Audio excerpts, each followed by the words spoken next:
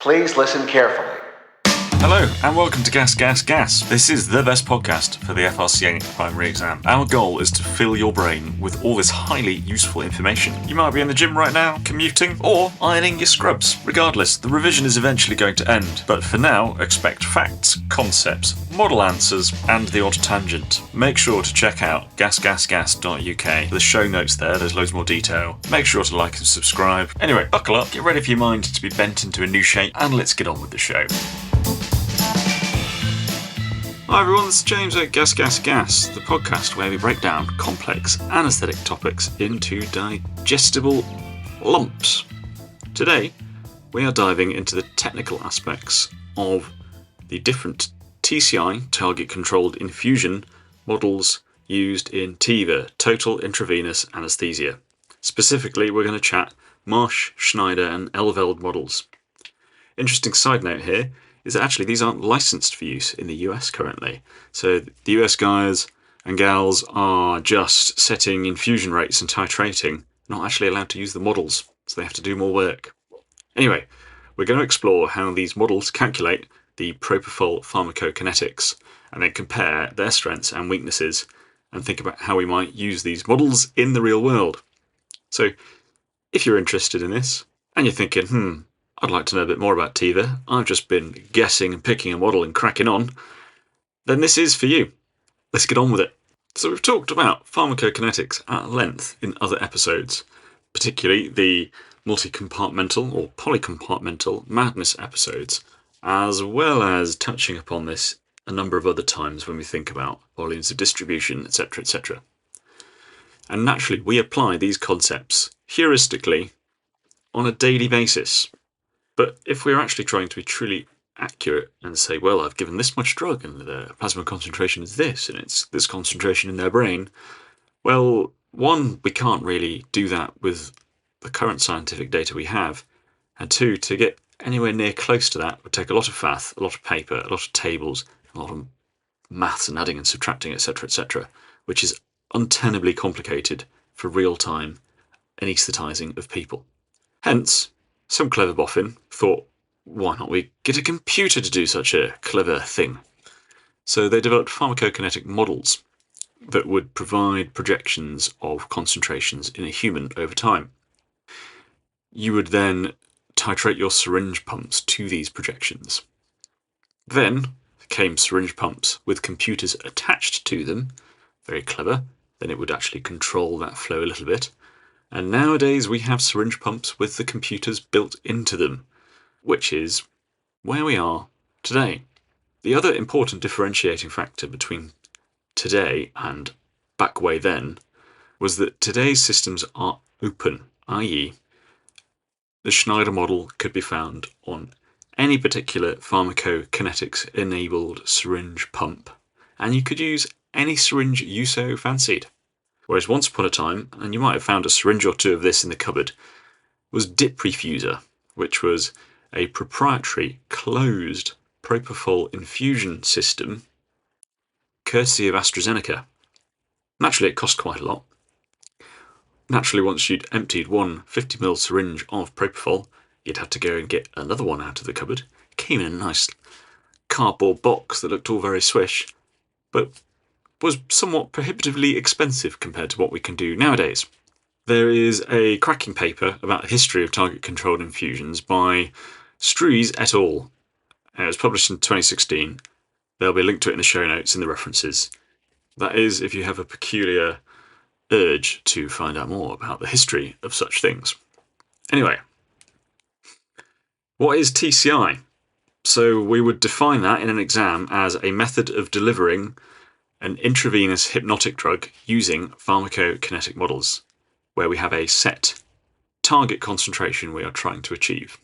There are three models. There's the Marsh model, debuting in 1991, Schnider model, coming out in 93, and then the Eleveld model, which came out in 2018. These models are not all the same by any stretch of the imagination. They all differ in how they approach calculating drug distribution, elimination of propofol, and the effect site dynamics. You should go on to suggest that a TCI system agrees with yourself a target plasma or effect site concentration, and then it handles delivery of an infusion to achieve this within acceptable time parameters. The idea being that you have predictable anaesthesia with minimal overshoot or undershoot target concentrations. Naturally, doing this is more precise than humans. We have a tendency to get distracted, think we know better, or perhaps choose not to care as much. A computer is going to adhere to the rules you've set it to work within and will beaver away. It's important to remember, everyone, that doesn't mean it can think for itself, and you still have to apply thought. If you're trying to do the same anaesthetic to loads of different people with the same settings every time, you will find that some of your patients tip off of that normal distribution curve and are either too anaesthetised, not anaesthetised enough, etc., or take too long to go to sleep, in fact. So before we get into the meat of all of these different models, let's just apprise ourselves of the facts. We know that Propofol behaves differently in a predictable manner in the young versus the old, in the underweight or the overweight, as well as the healthy versus the critically unwell. And some of these variables also influence the onset and offset of Propofol. However, if we try and reduce a human down to a mathematical model that predicts with perfect accuracy, we would be there for quite some time. So the beginnings of these models were actually achieved by taking a group of people, administering Propofol at set rates, and then subsequently measuring their concentrations of Propofol in the plasma and how asleep they were. They then used this data to almost sort of backwards work a model out to try and achieve something that predicts the plasma concentration based on the rates infused in a human of certain height and age, weight, etc. They then thought, well, how about we try and make something for children? And so they started doing infusions in children, measuring the plasma concentration they were achieving versus the one they predicted they would achieve, and then backworked a fudge factor to say, well, we know that children chew for Propofol at this rate and they are far more regularly at this predicted plasma concentration, therefore let's administer a fudge factor which counters that and achieves a true-ish plasma concentration of Propofol. So it was all a bit approximate, and you can see how you could sit down and try and work it all out, and it would be mathematically beautiful, and then you apply it to real life and it doesn't quite work. I suppose a bit like Newtonian mechanics. It broadly works, but it actually falls apart when you get too big and too planetary, and then you need something else. Is that difference big enough to care? Well, who knows? It's probably quicker to do it the first way around than trying to work it all out and seeing if you've got it right. Thinking more about TCI, there are two target options, a plasma concentration target and an effect site concentration target. Now, a plasma concentration target is an easier thing to get right because we can measure Propofol concentrations in plasma after a period of infusion time that would achieve equilibration. The trouble is, and I know we've mentioned it before, is that plasma concentration for most drugs does not reflect the actual amount of drug in the site where the drug works. So out came effect site concentration targeting. This theorized, in mathematical terms, another space or another compartment where the receptors existed, and decided upon how big that compartment might be and the rate of shift into and out of that compartment, and then seeks to achieve a concentration there. This means that there's a plasma concentration overshoot, that overpressure concept we've talked about with sevoflurane, in order to push drug into that effect site and achieve your drug action. Now, it certainly is not cricket to dose someone with Propofol, wait for them to equilibrate, and then take a biopsy at their effect site to see how much Propofol is truly there, because we can't do that really very easily. This overpressuring event, if you watch your syringe pump, it'll deliver a bolus to achieve an effect site concentration, and then it'll stop infusing, and it will wait a calculated period of time before reinitiating infusion to achieve an equilibration of the plasma concentration with that effect site. Because we all know eventually the plasma and the effect site will equilibrate, but with an effect site concentration target, it will overpressure to get there faster. Otherwise, you'll be twiddling your thumbs for quite some time before you actually get enough drug where it needs to be.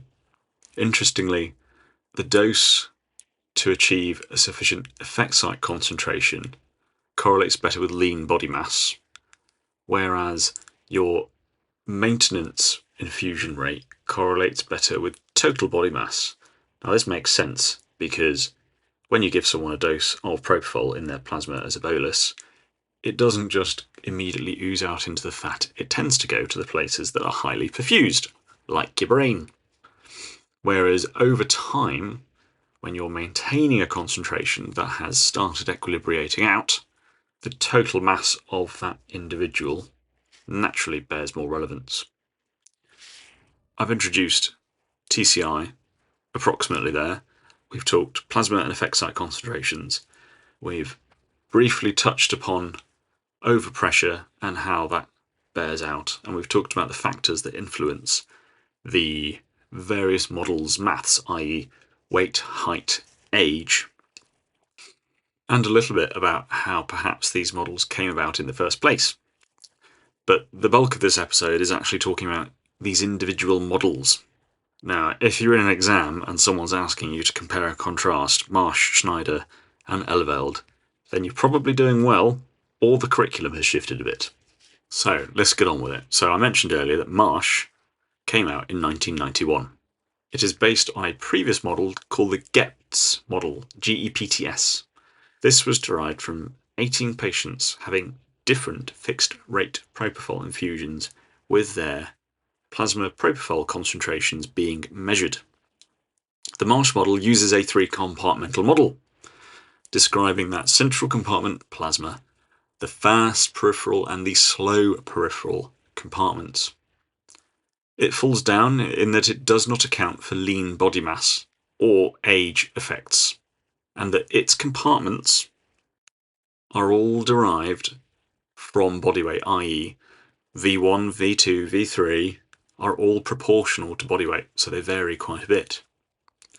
And the clearance rate is weight proportional, i.e. how much Propofol is exiting the V1 central compartment out of the system. However, the K rates, i.e. the rates of interchange between these compartments, are fixed. Therefore, a high BMI patient or a high weight patient has really large compartments.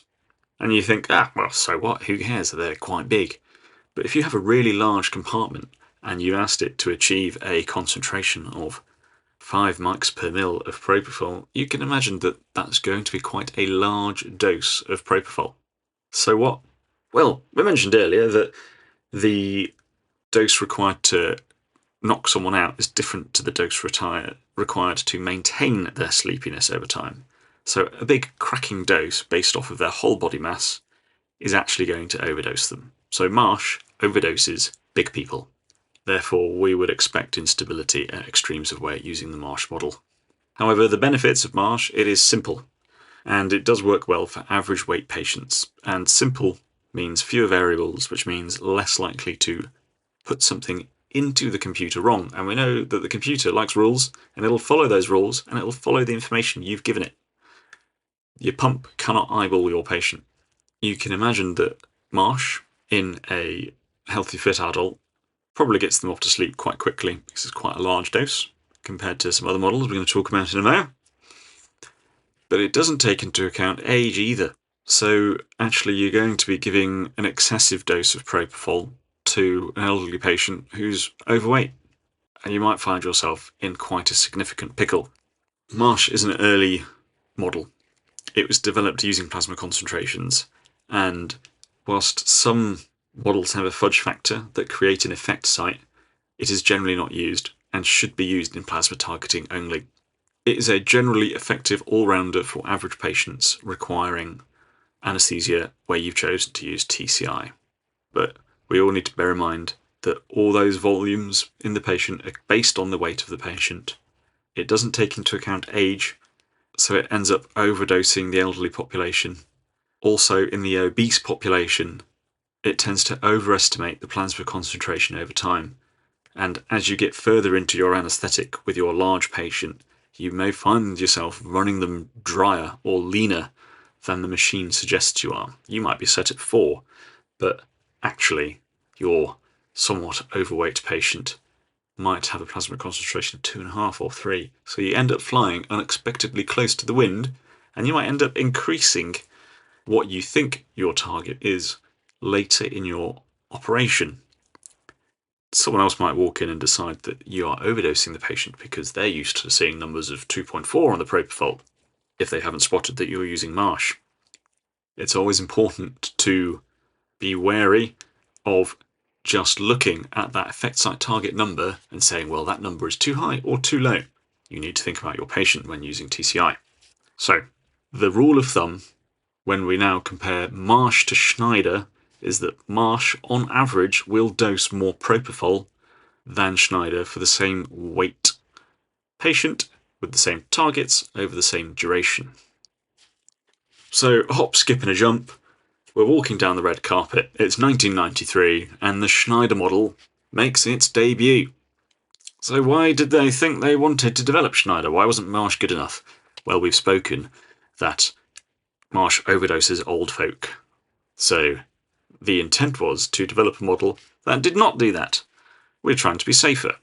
The Schnider model study volunteers ranged from 44 to 123 kilos and from 25 to 81 years of age. This is a bit better. More volunteers, and we're doing some old folk. And it utilises some different variables, so it will calculate your lean body mass based on your height as well as just relying on weight. Therefore, it achieves a better estimate of effect site concentrations, and from the off, it introduced an effect site to the maths it was using to consider what dose of Propofol to give. However, what about how it works out all the volumes of compartments? So Schnider has a fixed V1 compartment, so it is always exactly the same, and that is 4.27 litres. So if your patient's 150 kilos or 50 kilos, it always presumes that your plasma compartment is 4.27 litres, unless the patient is so scrawny, and then it will down measure the V1. So if someone's really very thin, it will reduce the V1 size, but it will never increase the V1 size. Your V2, i.e. your fast peripheral compartment, alters with age. So that space where your Propofol's first going to theoretically get into, your heart, your brain, other high perfusion organs, they alter that with age in the Schnider model. Why is this useful? Well, because your V2 is the first step to effect site, isn't it? Because your effect site ain't in the plasma, and it isn't in the parenchyma of the brain, it's next to a cell, or a neuron we should say, in the brain. Therefore, you can imagine that the effect site shifts somewhat with age. And your V3 is again fixed, so your really big patient might have a fat compartment that is larger than the perceived fixed size of it within the Schnider model. So you can see here that it's much less clear-cut. The Marsh model is simpler, the Schnider model is more complex. Now, some of these intercompartmental coefficients are varying and some of them are fixed. So the rate of flow into your slow compartment, into it and out of it, are fixed. So K1 into 3 and K3 into 1, fixed rates of transfer. So that Propofol eking out into fat and Propofol eking back from fat into plasma, fixed rate. Your shift from plasma to your fast compartment, your brainy, hearty compartment, these alter, and your clearance rate from central compartment, your K10 or 0, utilises the total weight of the patient and the lean body mass and the height to figure it out. I've just said 3 things that influence the K10, and it is a complex fudge, which I don't know anything more about, but it does take into account 3 variables to decide on the clearance rate.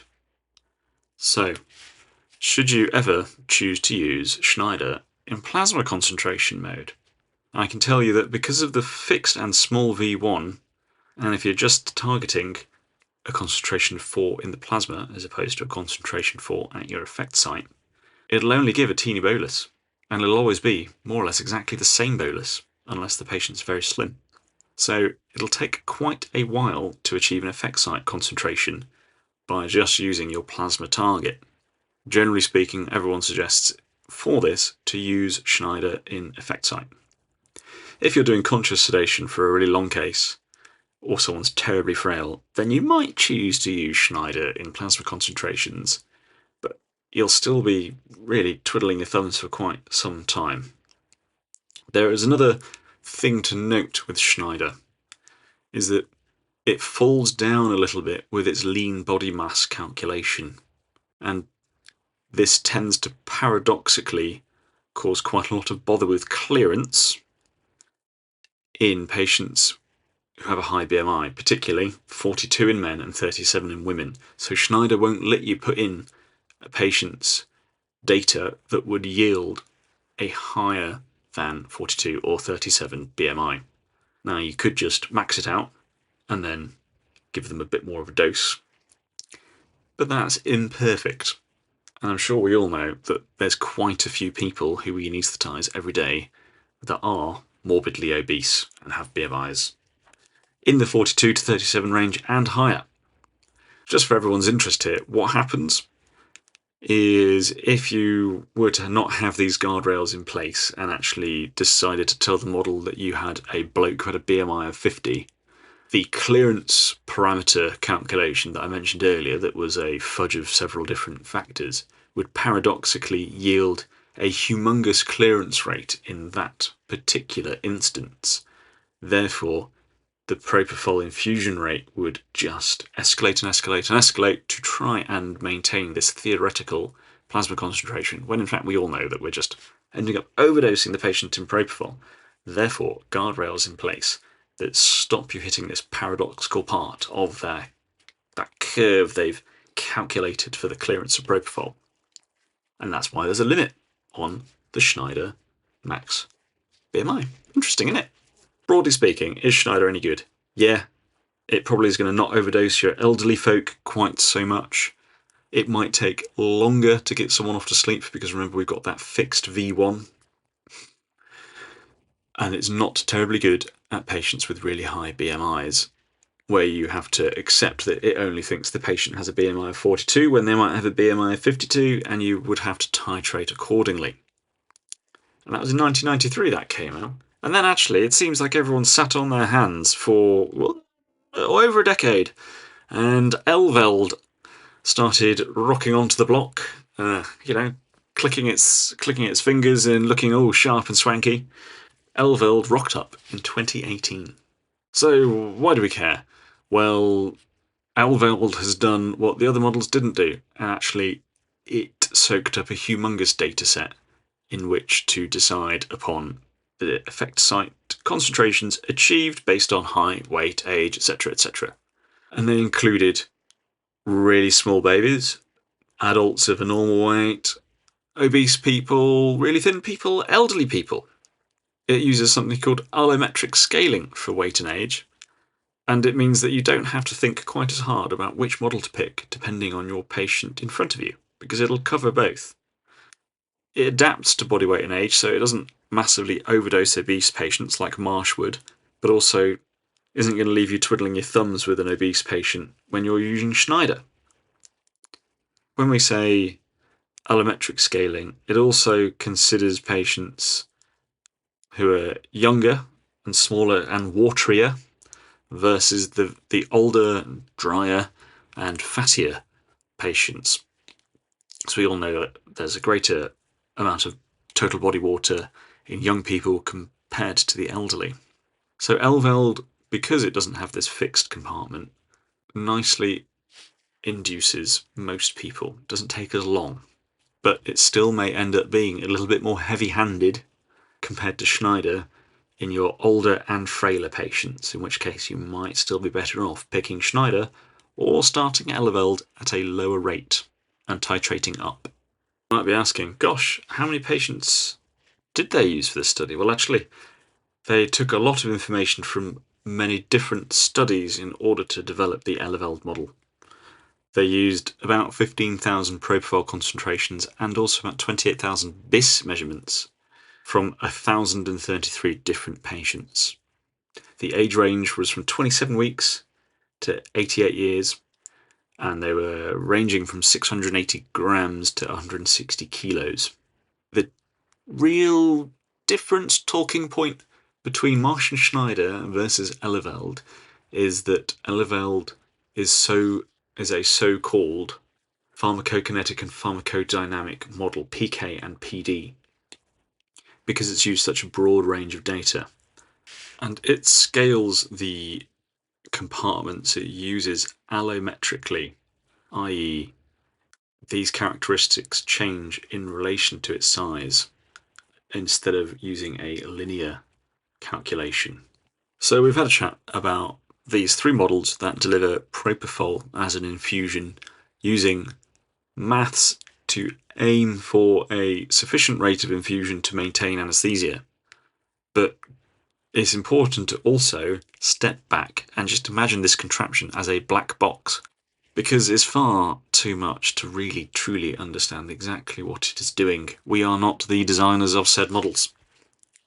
If you just assume that it knows best, that's a mistake. And if you assume that it's completely useless, probably also a mistake. TCI is a tool to deliver a safe rate of propofol infusion when you use it well.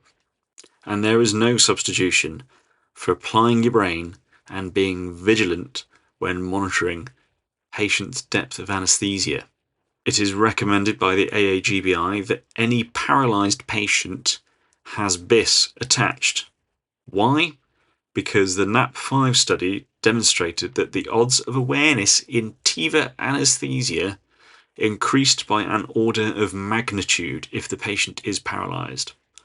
This is why practice is evolving, and in fact, avoidance of paralysis, unless absolutely necessary, often comes about with TIVA. If you give someone a sufficiently big dose of remifentanil, you can often intubate them sans paralysis. And this means you are in a cohort of patients who are more likely to wriggle before becoming aware, and you can find out that that cannula has tissued. This is not a podcast about the pitfalls of TIVA and how to do that safely. That is something that's going to come much, much later. Now, in practice, almost all patients who are TIVA anaesthetised in the hospitals I've worked in have BIS attached. The BIS algorithm itself is proprietary, and until it was reverse engineered by some boffin, we didn't actually really know how it worked. I can tell you that it does rely quite heavily on the absence of the electrical signals from muscle movement. I'm sure we've all seen the paralysis wear off and the BIS go up, and we're sat there thinking, well, they were deep and now they're not deep. Is it something I've done? You then reparalyse them and the BIS goes back down. Kind of makes it a bit useless. So whilst the BIS is a useful additional data point, it is absolutely not enough to rely on it or to completely disregard it. Anyway, so let's move forward. We've mentioned about obese patients. Like, what on earth do we do with them? What if they've got a BMI of 60 or 70? And we know that sevoflurane soaks in quite well, as does propofol. Are they going to wake up better with propofol than sevo? Quite probably. This is not a podcast for me telling you exactly how to TIVA an overweight person, but I will tell you that sober, the Society of Bariatric Anaesthesia, is very, very useful as a data point perspective. There'll be a link in the show notes. There's an app which will help you to calculate appropriate drug doses for overweight patients when you're anaesthetising them. I have it, it's very handy, and it'll guide you as to whether or not you're using total body weight, adjusted body weight 40, adjusted body weight 20, lean body mass, etc., when dosing agents for anaesthesia, and as to what dosing weight you might choose, depending on the model you're using, to TCI a patient. So overall, in a nutshell, TCI models are dumb. They're only as smart as they're ever going to get. Eleveld is going to be Eleveld, and it will be there in black and white if you get it wrong, and bedlam will ensue. So always check the height and weight as you put it in. And just think, does the patient really look 55 kilos, or has someone written this down wrong? Confirm the model and the agent and avoid mixing up syringes. I make a point of always prepping syringes prior to a patient arriving, and trying to program the pumps if I have the data ahead of the patient arriving. If I am being distracted whilst I am programming pumps, I stop and I will start over. It's also just important to make sure you don't accidentally use 2% Propofol in a 1% Propofol model. Most TCI models assume you're only using 1% Propofol, so don't cock that up. Equally, etomidate in lipid emulsion form looks a lot like Propofol. Now, everyone might have different styles. I generally have 3 pumps. I'll have Propofol at the top, and then I'll have remifentanil underneath, and then I'll have a metaraminol infusion below that. The voices in my head tell me that is what I should do, and I will never alter that, because then I'm always going to know where the Propofol is and if I want to bolus it. And the voices in my head are very good at telling me to do what they want me to do. Terrifying. Anyway, so in summary, TCI has been an iterative thing, coming on from a computer telling you what to do, to a computer telling a pump what to do, to a pump telling itself what to do. Marsh, Schnider and Eleveld all probably have a role, but Eleveld is probably the future if you have access to it. It generally seems to fly a bit closer to the wind, so an effect site of 4 in Schnider versus an effect site of 4 in Eleveld, to me at least, the patient seems a little bit lighter on Eleveld. So you maybe need to run them a little bit wetter, hotter, less lean. There's probably some sort of carburettor reference in there. Anyway, thank you very much for listening. I hope this has been useful. Check out the show notes for more detail. There are a bunch of linked papers, and I've read a lot of papers to try and distill this information out, but all the papers I've used will be in the show notes, and there's loads more reading if you are super duper excited by all of this. There's also the TIVA app. I've plugged it before, I'm plugging it again. It will let you simulate Propofol dosing in patient sizes, volumes, weights, etc., and let you see how those plasma concentrations versus effect site concentrations alter over time. It really does help you visualize what's going on. Anyway, if you've enjoyed that, make sure you do go ahead and subscribe and listen out for future episodes. We're going to get back into the long grass of pharmacology. Thanks for listening, guys. I hope you found it useful, but if you found it awful, do let me know. Please like and subscribe, register with whichever podcast platform you find yourself using, and leave a comment if you think I need to square something away. I just want to make sure that you guys know that every day you are getting better at this. There is a bucket of content to try and consume, and it is like drinking from a fire hose. Take it day by day, don't overcook yourself, don't freak out, and keep studying.